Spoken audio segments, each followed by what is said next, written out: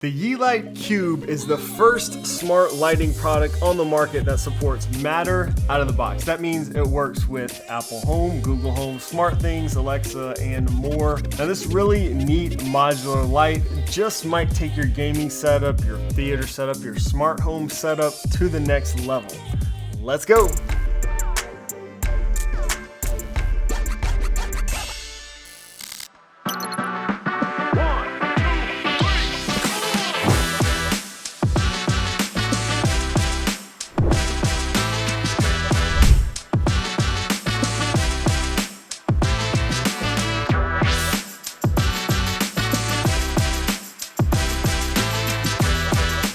Yo, what's up guys? Welcome back to the channel. My name is Shane if you're new here, and this channel is all about building an easy Apple home, smart home, with new videos published every Sunday and live streams every Wednesday. Today's video is sponsored by Yeelight, and they did send me out these new smart cube lights so that I could try them out for a while, before they hit the market. The cubes were first announced at CES just a few months ago. They're doing crowdfunding starting March 21st on Indiegogo, where you can pre-order them, and shipping will begin internationally in early April. Super early bird price for one base unit will be under $60 and one extension will be under $35. They also should have some combo packs with extra discounts available once pre-orders begin. Check out the link in the description to sign up for that super early bird offer today. One of the most exciting things to me personally is that not only is this the first lighting product that I've used that does support Matter out of the box, but it's also the first Matter product I've seen that displays the little Matter logo and the Works with Apple Home logo right there on the box. Real nice looking package. We can see that Matter logo, like I said, alongside the Apple Home, Google Home, and Alexa logos. On the top, you can see it also supports PC and gaming screens and has support for Razer Chroma. Now there are three types of cubes that you can use to kind of mix and match. There is the panel, this one right here. There is the spot, this one right here. And there is the matrix, this one right here. Let's open it up and see what's inside the box. So in the main box, we get one cube. It has all matte black sides except for one glossy side where the lights will show. The bottom has this little connection port and the top has a rubber plug in it.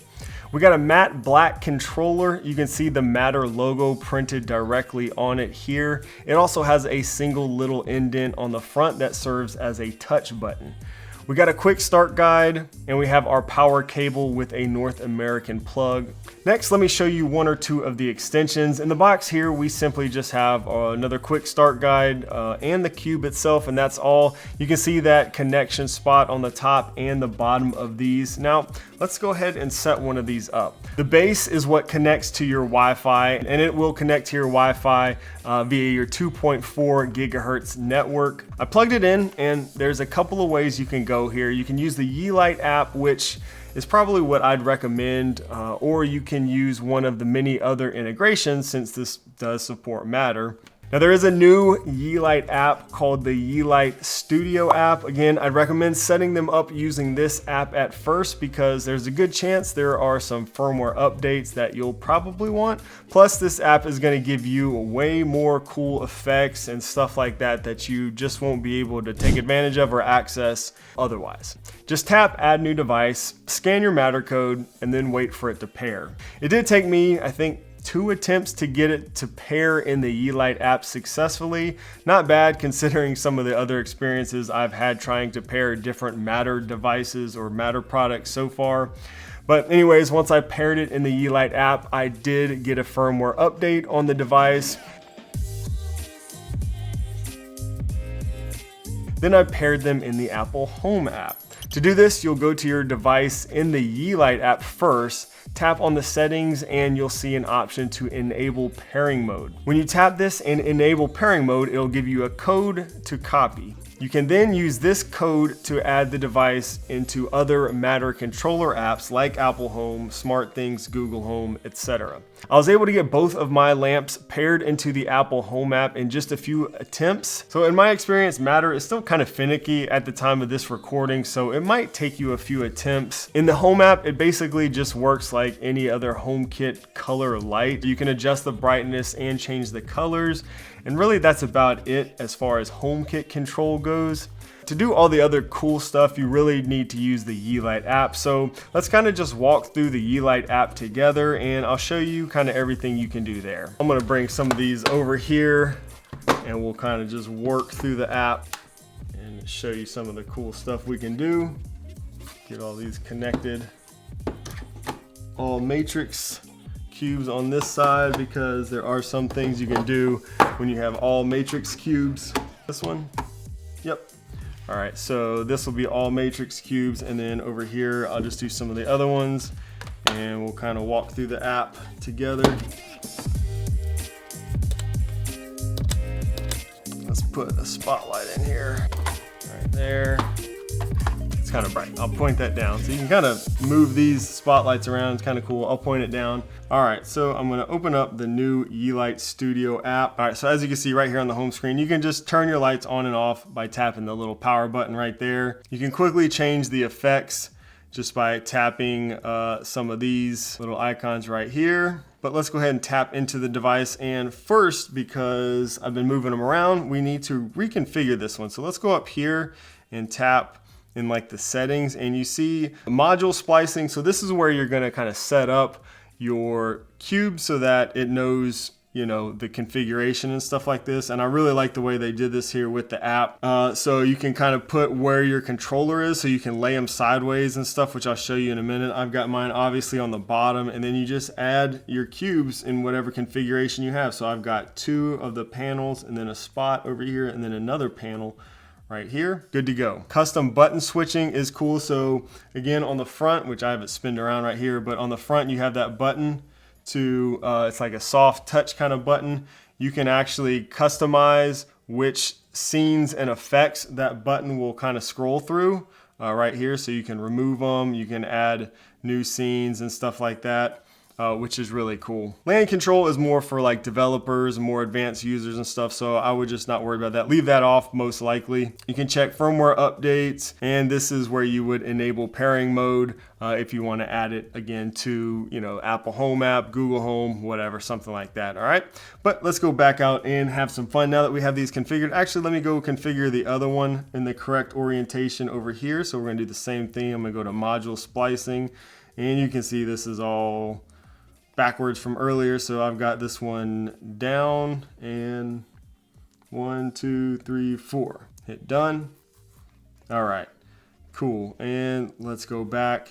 So along the top you have effects, which is really cool. What's really cool is that you can even edit a lot of the effects even further. So if you tap into it, you can change colors and stuff like that. And some effects have more options than others. Like this one, you can see I can change the speed, I can change the direction, go left to right. So that's really cool. Same thing here. So these waves, I can change the speed and the direction. Let me show you a couple of different ones on this one. So this is a waterfall. Again, you can change colors of the waterfall. So this is like a red, orange. Fire is a really cool one. Underneath that, you can of course just turn it on and off and adjust the brightness. And underneath that, you have the ability to create your own effects and graphics. So this is awesome. You can tap on plus and you can see to the left. So this is kind of mimicking my layout right here. And I have, so I can draw however I want, kind of pixel by pixel here. I can go down to the different cubes. You can go to presets. So they're kind of hard to tell on this one. These presets are really better for like these over here. And there's numbers, transitions. So some of these look pretty cool over here. Horizontal combination. So these are if you have them combined. So let's see, vertical combination like this one. You can do something like this. Anyways, really cool. Dynamic effects. So you can do like effects with your custom created, you know, arts. There's a flashing one right here. But anyways, you can really definitely have some fun with this. You have a clock mode. Now that's locked right here on this one because the clock mode has to be using at least 4 of the matrix. It says right there in order to unlock this mode. And then of course you can just do a custom color and change the whole thing. to a specific color. So let me go back to this one right here and let's check out the clock mode. So it's standing vertical right now, so it's not really going to make much sense. Let's go ahead and go to my configuration. Let's set it down sideways. Let's see if I can do this without dropping them. Let's see, let's go to module splicing, and we're gonna do, let's see, what is that on the left now? So that should be good. Let's check out some of the different clock effects. Green, multicolored, like a moving color. So this is really cool. You can do the date and time. So this will change between the date and the time here, or just the time. And then again, if we go back to this graffiti, pixel graffiti, so it's basically like pixel art. Of course, again, you can kind of draw your own here, whatever you want to do, which is cool, or go to these presets. So let's see, that's a cherry. We got little like Pac-Man creatures, arrows, lots of cool stuff here. So you could do like all kinds of things. There is alphabet one, so you can kind of create your own words depending on how many cubes you have. Really nice. Numbers, again, transitions, the vertical combination, and here's the horizontal combination. So let's see if we go to the first one. Go like this. So we kind of created a sort of like an equalizer looking thing. Let's try to tap a dynamic effect and see what that does. Look at that. That's pretty awesome. We just created that kind of custom on our own. Let's do a breathing. What does the breathing look like? Not bad. Flashing. Not as cool. Accumulation. That's pretty sweet. Let's move it fast. Let's go really fast. Left to right. Interesting. So definitely can have some, I think that's, oh, that's pretty cool. So we can save that. Done. Boom. Now we got our own kind of custom effect there. Pretty cool. So I think my favorite is probably the panel cubes. They're just so vibrant and colorful. The spot cubes look really cool shining on a wall or something like that. They're definitely the brightest of the three. And the matrix cubes are just very unique. They're especially nice if you want to display some sort of pixel art or words or the date and time, anything like that. Overall, if you're looking to add some extra mood lighting or fun to your setup, I don't think you can go wrong here. Love that it supports Matter. Again, the first Matter lighting product that I've used, and I'm pretty impressed with this so far. Matter is still not perfect, and I did have to try numerous times to get the cubes to pair in the different smart home apps and stuff like that, but that's really been my experience with every Matter product so far. Hopefully that'll improve a little bit over time through some future updates, but I have to say this has been one of the most reliable Matter products in my HomeKit setup that I've used so far. I haven't had any no response issues with it in the Apple Home app, which is really great. I have it set using, with some different automations, and they work every time. Only thing I do wish that you could get those effects and stuff over into HomeKit somehow, maybe through scenes or something like that.